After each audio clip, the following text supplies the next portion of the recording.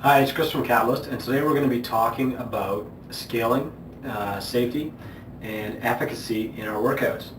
If you've been around one of our facilities in the last couple of weeks, you'll have noticed these new posters. These are bright green exercise charts showing the progression from different exercises from the most basic, most scaled version up to the more advanced version. And these are our way of planning a system where we can guarantee that a person will get from point A to their goal exercise completion point B.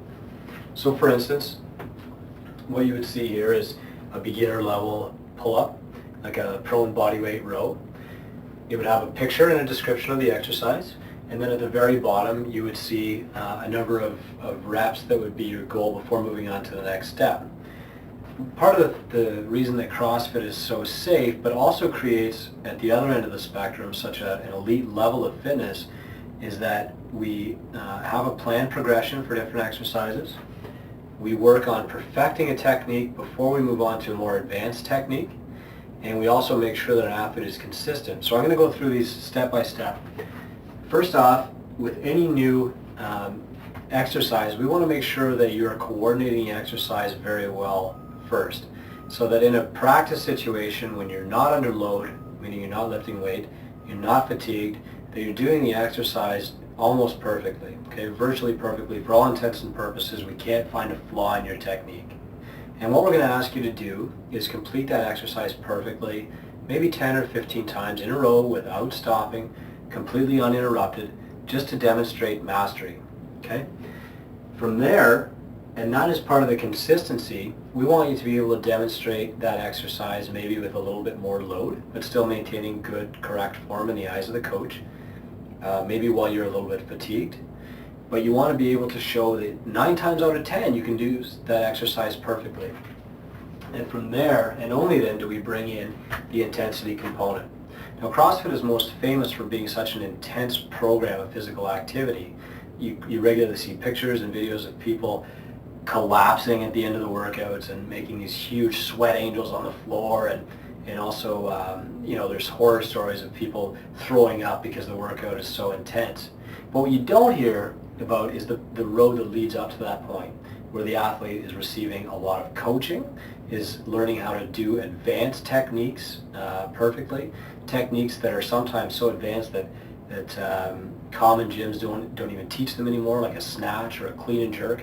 These are fundamental exercises. They'll give you more bang for your buck than any 5 machines put together, but they're just not taught because people, it takes a lot of time to learn them properly. Now I want to talk about scaling workouts, and when it's appropriate to scale a workout. Obviously, when you're a new member, we pride ourselves on being able to take a very difficult exercise and make it simple enough that a beginner can do it. What's less commonly known is that for elite athletes, it's sometimes appropriate to scale or decrease the distance or the amount of weight lifted in the workout to achieve the goal of the workout. So for instance, if the goal of our workout today is to produce anaerobic capacity, so the ability to work at maximal output or near maximal power generation for between 2 and about 15 minutes, then we're going to use a workout lasting about that long, obviously. We're going to choose a load that will allow the athlete to keep moving through that workout almost non-stop. And if the athlete does have to stop, it's going to be because they're limited by their work capacity, meaning they're bent over, they're holding their knees, they feel dizzy, they're exhausted, and not by some other functional movement problem or like one glaring muscle weakness. So as an example, if we were using the CrossFit workout Grace, which is 30 clean and jerk for time, the prescribed load is 135 pounds. If I have an athlete who is tired but could keep going, except that they keep losing their grip on the bar, their forearms aren't strong enough to hold on to the bar anymore, and as a result, they're standing there, shaking their arms out, trying to get their forearms to relax until they can grab that bar and go again. Meanwhile, their heart rate is declining. They're able to almost hold a conversation in between reps. At that point, I'm going to suggest that we decrease the load.